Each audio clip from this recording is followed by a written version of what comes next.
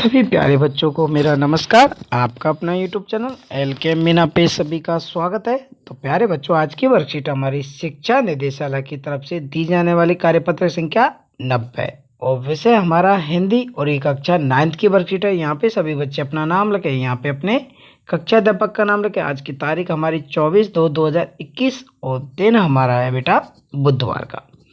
तो प्यारे बच्चों, आज की वर्कशीट बेहद आसान है, आप सब इसे अच्छे से समझने का प्रयास करें। तो आज की वर्कशीट में हमें ये पद्यांश दिया हुआ है। एक कविता का एक पद्यांश आपको करना और समझना है।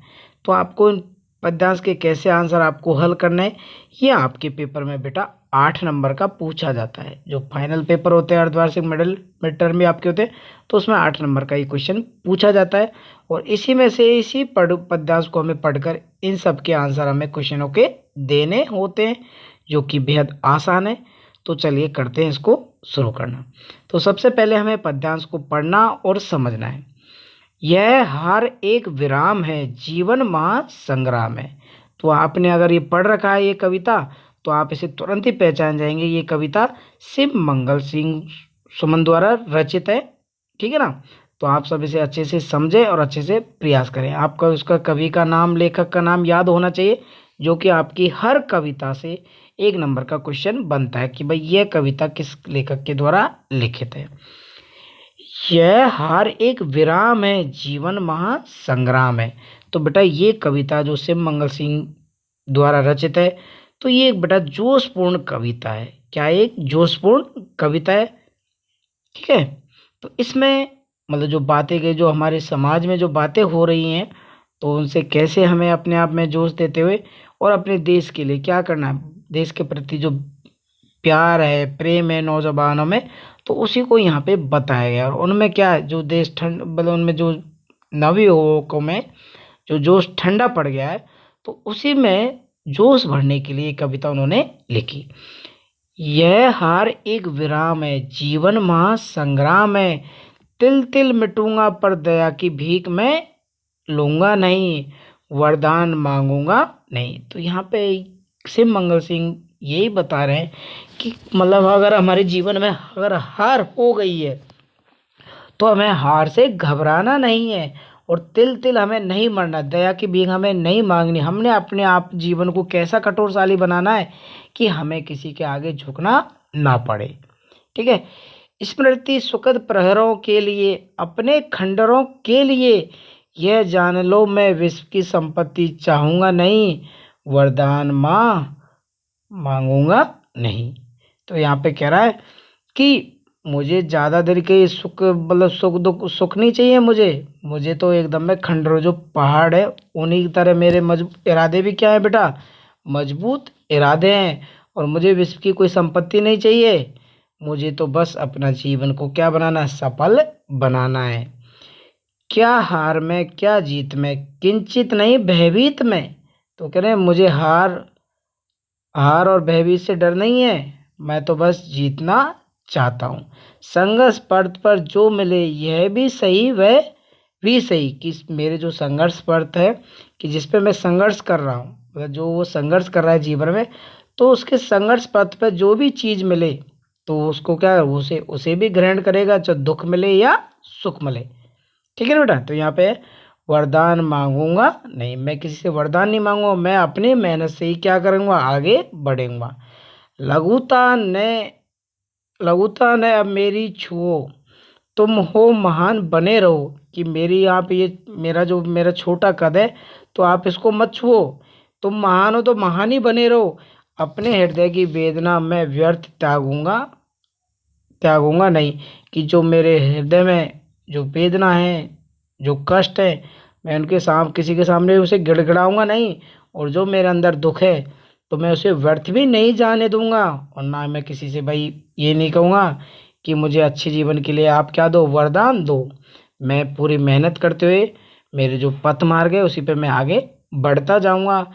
चाहे हृदय को ताप दो, चाहे मेरे हृदय में कितनी भी कठोर अग्नि पड़े, मतलब कितने ही दुख पड़े, चाहे मुझे अभिशाप दो, चाहे मुझे तुम कैसा भी अभिशाप मतलब श्राप दो, कुछ भी करो कर्तव्य पथ से, किंतु भागूंगा नहीं।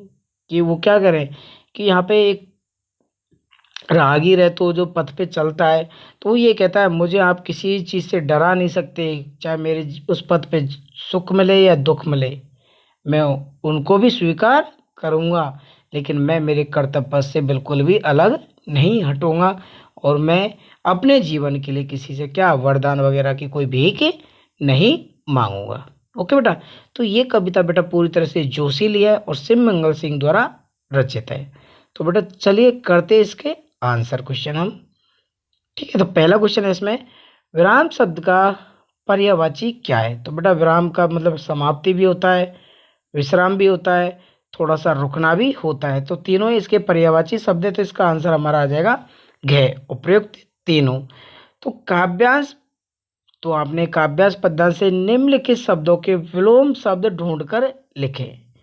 तो बेटा ये दान, अभिशाप, प्रभुता, शीतलता, तो आपने इन पद्यांश के माध्यम से आपको ये ढूंढ के लिखने हैं।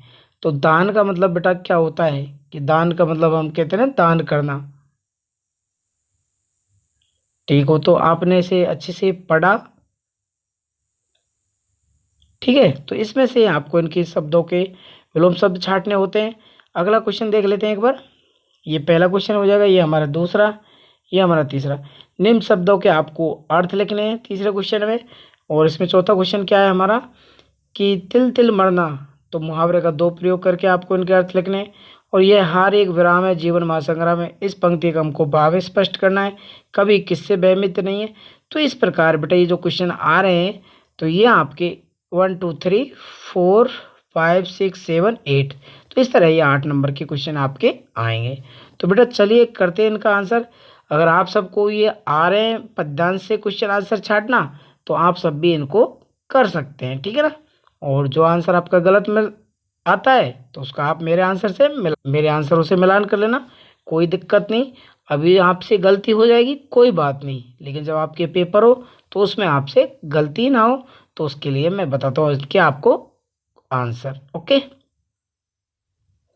तो पहला क्वेश्चन तो आपने पढ़ ही लिया कि विराम शब्द का पर्यायवाची समाप्ति, विश्राम, थोड़ा सा रुकना, तो इसमें आंसर हमारा घ होगा। ठीक है, उपयुक्त तीनों इसके पर्यायवाची थे। नेक्स्ट क्वेश्चन हमारा बेटा,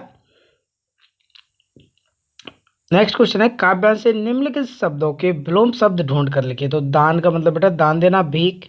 ठीक है, अभिशाप, अभिशाप का मतलब बेटा श्राप, वरदान। ठीक है, प्रभुता, लघुता, शीतलता, ठंड, और ताप मानी गर्म। ओके बेटा, ये इसके विलोम शब्द हो जाएंगे। और ये वर्कशीट बेटा आज की वर्कशीट बहुत ही महत्वपूर्ण है, आपके फाइनल पेपर में ये वर्कशीट आ सकती है, इससे कोई भी क्वेश्चन उठ के आ सकता है। तो आप सबको ये वर्कशीट अच्छे से याद कर लेनी है।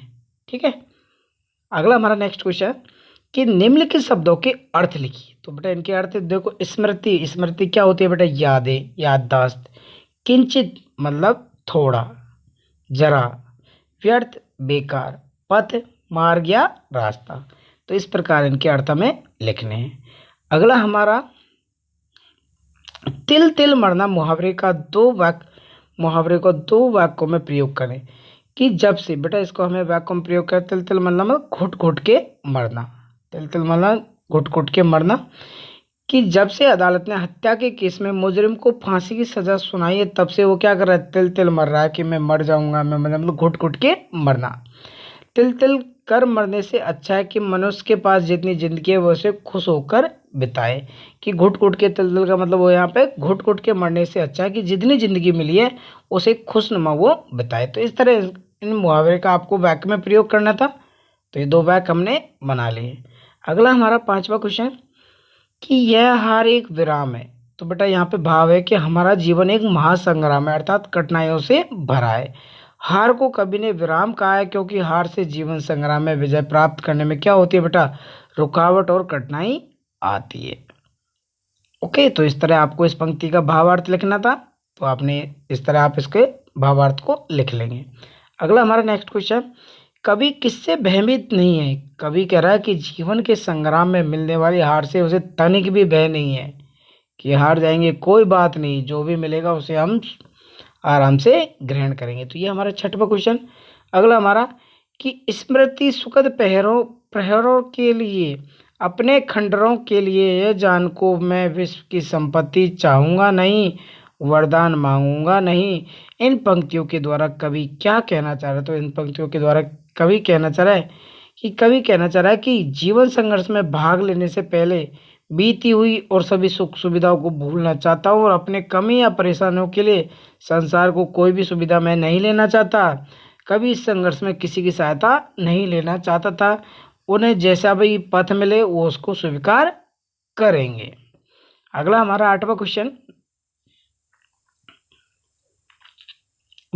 कभी वरदान क्यों नहीं मांगना चाहता? क्योंकि कभी पूरी तरह से क्या है बेटा, यहाँ पे कभी क्यों नहीं मांगना चाहता? क्योंकि पूरी तरह से वो आत्मनिर्भर है और उन्हें अपने आत्मबल पर पूरा भरोसा है। क्या है बेटा? वो भरोसा है कि वो जरूर सफल होंगे। अगला हमारा, कविता के अंत में कवि क्या संदेश दे रहा है? तो इस कविता के अंत में कवि ने हमें यह शिक्षा संदेश देने का प्रयास किया है कि हमें अपने कर्तव्य पथ पर डटे रहना चाहिए, चाहे कितनी भी कठिनाई क्यों ना उस रास्ते में आए। ये नहीं कि हम छोटी मोटी कठिनाई आए और हमें हिम्मत हार जाए। हमें हिम्मत बिल्कुल भी नहीं हारनी बेटा। ओके, तो इस तरह आपके ये सभी क्वेश्चन कंप्लीट होते हैं। तो सभी प्यारे बच्चे इन सभी क्वेश्चनों को अच्छे से अपनी कॉपी में नोट करें और अपने टीचर से भी चेक कराएं।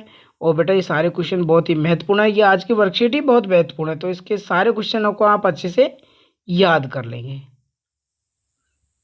ओके बेटा, तो मैं आशा करता हूँ आप सबको ये वीडियो के माध्यम से ये वर्कशीट अच्छे से समझ में आई होगी। तो मेरे वीडियो को, चैनल को सब्सक्राइब जरूर करें और सारी हिंदी की व्याकरण की वीडियो आपको इसमें मिल जाएंगी। जिस जिस प्रकार की व्याकरण की टॉपिक आपका आता जाएगा उसी प्रकार की वीडियो भी आपको यूट्यूब पर मिल जाएंगी प्ले लिस्ट में। ओके बेटा, तो video, thank you, bye bye.